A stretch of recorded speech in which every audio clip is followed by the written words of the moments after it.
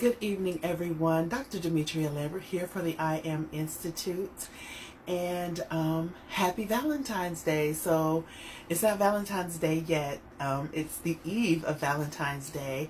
And tomorrow is a day that around the country here in the U.S., a lot of people celebrate Valentine's Day. It's a day to show those that we care about the most how much we love them and how much we care for them. Hi, Corian. Say something. Good evening. So we share with the ones that we care about the most. We tell them how much we love them. And sometimes we give them tokens of affection and just show how much we care about them. So this evening I wanted to share something with you regarding my take on love and just a little bit different perspective.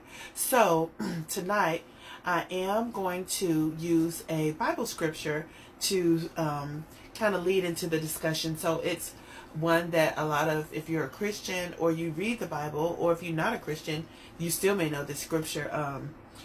It's 1 Corinthians chapter 13, verse 4, and it reads, "Love suffers long and is kind."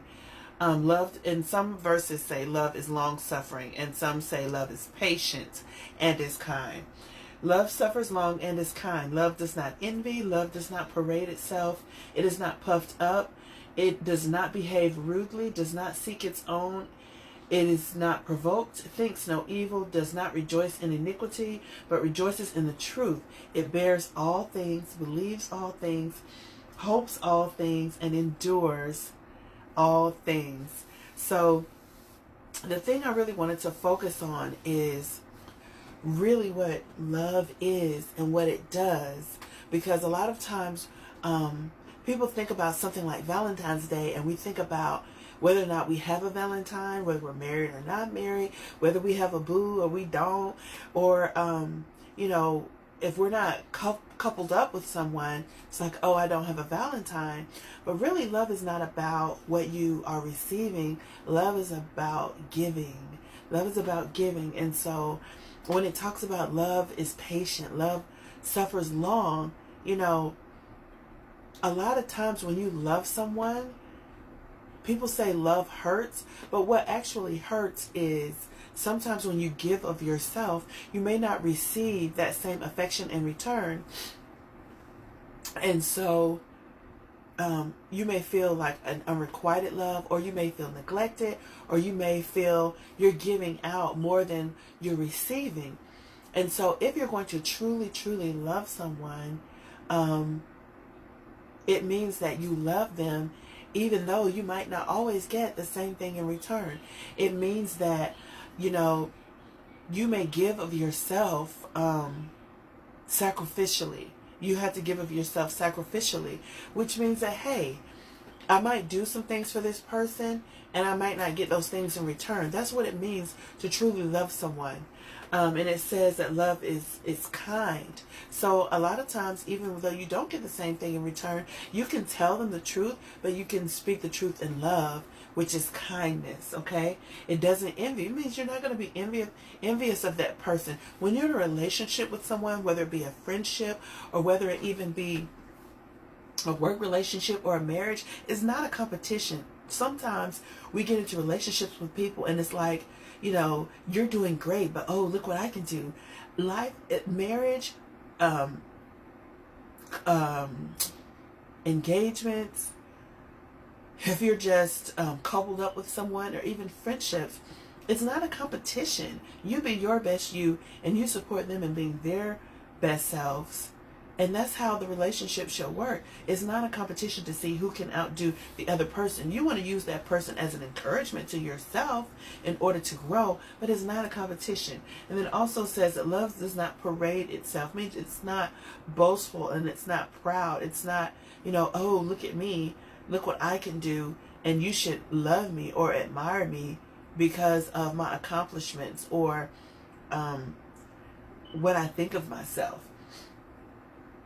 It's not puffed up. It's not proud. It doesn't behave rudely. You can't say that you love somebody and then you treat them like garbage. And, I've had to check myself several times because, if you say that you love somebody, and I know sometimes things can get frustrating, especially if you're married. You know, things can get frustrating where you feel like, man, I keep talking to this person about this and they keep doing the same thing. But at the same time, that's not a license for you to be rude, mean, or nasty. Okay, so sometimes you may have to just withdraw because maybe you feel like the energy you're getting from that person is not beneficial to you. But withdrawing from that person doesn't mean that, you know, you have to be rude. You can do it in a way that is not causing them hurt or harm. It says love does not seek its own and it's not provoked, meaning that every little thing the person does, you know, is not going to just get on your nerves to where you feel like you have to be petty, or you feel like you have to seek some type of revenge, playing tit for tat because, well, they did this to me, so I'm going to show them. That's not love. That's not how you operate in the spirit of love. And it thinks no evil. It does not rejoice in iniquity. Like when the person does something wrong, or they fall, or they make a mistake, that is not the time for you to be like, oh, I told you so, or to go and run and tell everyone else what they did. Even if the thing that they did hurt you, that is not a license for you to go and tell your mother, your family members, everybody, oh, look what they did to me. That is not a license for you to do that, because love covers. It doesn't expose for the sake of, oh, well, you did this to me, well, I'm just going to tell everybody. That's not love. You're not showing love when you do that. But it rejoices. Love rejoices in the truth. It bears all things. That means that it puts up with a lot. It takes a lot. It's like that Energizer Bunny. It takes a licking and it keeps on ticking. You know, it keeps going and going and going. It can take a whole lot. I remember when I was younger, I would watch movies, or I would hear people on TV, or even some people that I work with, like, oh, girl, you know, they would be talking about relationships, and I would hear people say, oh, I wouldn't let him do that to me, or I wouldn't take this, or I wouldn't take that. But, you know, a lot of those people, they weren't in a relationship, and it's like, you know, it's easy to say that what you wouldn't take when you're not with somebody that you love. Also, you don't have to take everything. However, if everything offends you, then it's going to be very difficult to be in a loving relationship, because it means that you have no patience and no tolerance.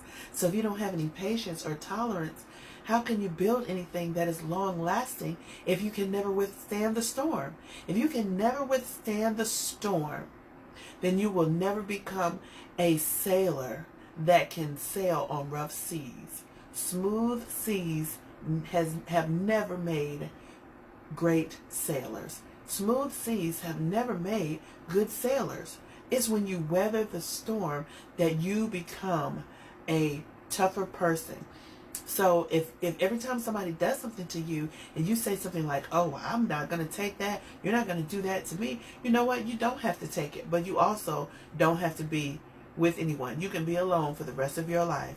And, you know, you also have to think, you got to think about it like this.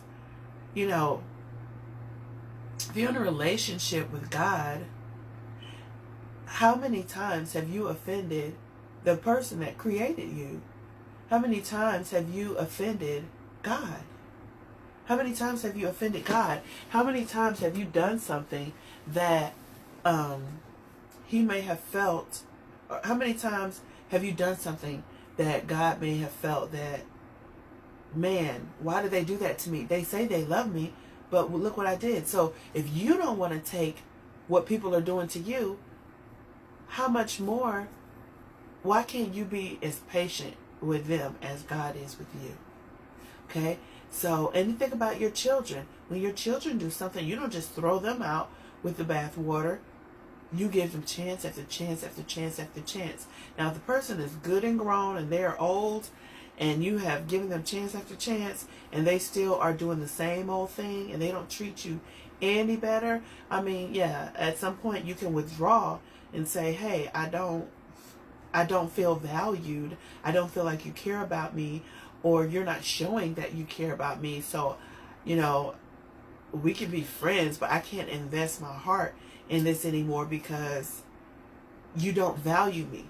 If that's something that you need to do, that's understandable.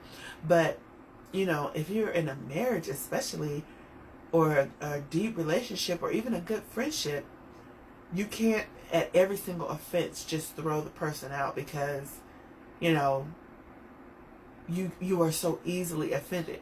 Because you got to really think about how many times have you offended people, and people just might not have said anything. It might be they might not have said anything because they weren't in close relationship with you. Maybe people on your job you've offended, but because they don't have to go home with you at night or share a meal with you, and you're not paying their bills, they probably just shrug it off, be like, oh, whatever, that she's crazy, and just going about their business. But you may have offended other people the exact same way, but they just may not have told you. And it says, love believes all things, hopes all things. It believes all things and hopes all things.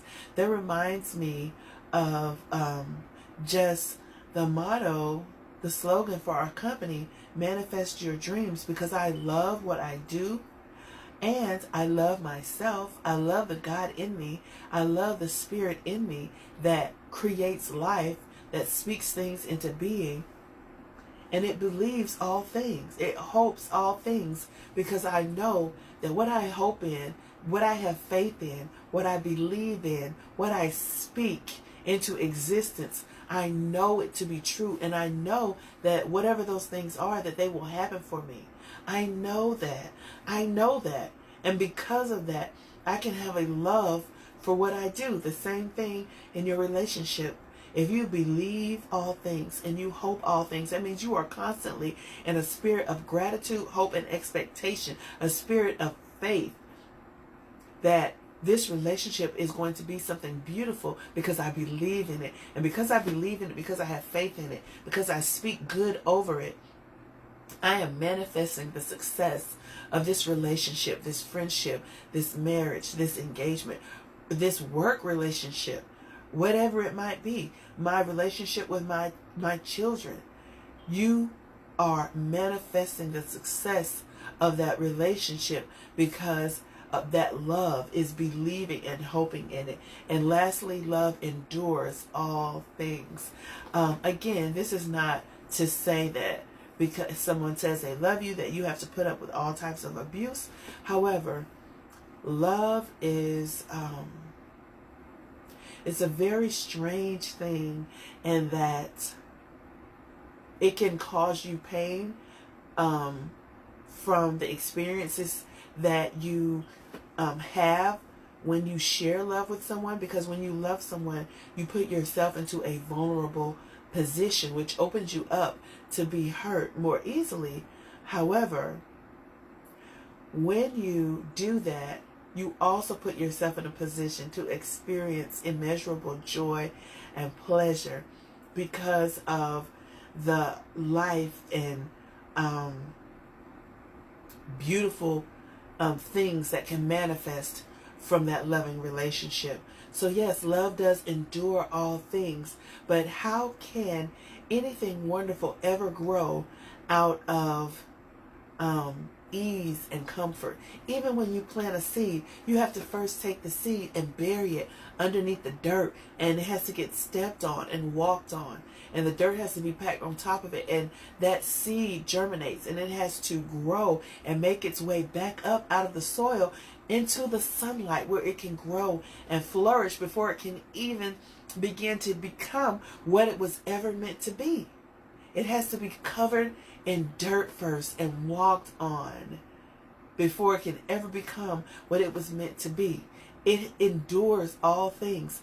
Sometimes, in order for us to see the beautiful end, many times, in order for us to see the beautiful end, we have to endure the journey, which oftentimes may not be so great, but in the end, it's well worth it. So yes, love is in the air. It's always in the air, not just today, not just tomorrow, but every day. So I encourage all of you to walk in love, speak love over your life, manifest love into your life and into your relationships, and try to nurture the relationships that you do have, and nurture and cultivate healthy relationships. Just because people, here's a note, just because people are in your life, just because people are related to you, just because you have connection with people, doesn't mean that you are mandated to have close fellowship with those people. You can treat them with love, but it does not mean that you have to operate in close fellowship with those same people. So let's also make that clear, because also a part of manifesting love, you have to love yourself first. And when you put yourself in relationships that are not good for you, relationships that don't add to you, that don't bring you value, don't help you to, don't add anything to your life, those are not relationships that nurture love, self-love. So you also need to show your self-love. Believe in yourself. Love yourself enough to know when the relationship is not going to help you to grow. And that is also a part of love. So remember, even if like you're on a plane, you can't save anyone else until you save yourself first. So let's continue to walk in love, manifest love, share love with other people.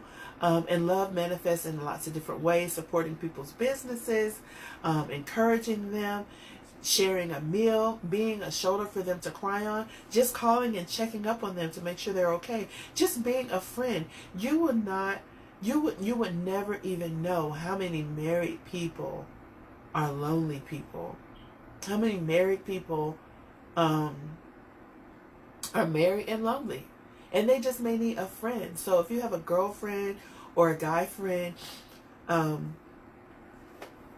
that you're friends with, and you know you haven't spoken to them in a while, reach out to them, okay? Because sometimes people just want to know that they're thought about, okay? All right, so anyway, that's my take on love for tonight. This is Dr. Demetria Lambert for the I Am Institute, and until next time, see you later.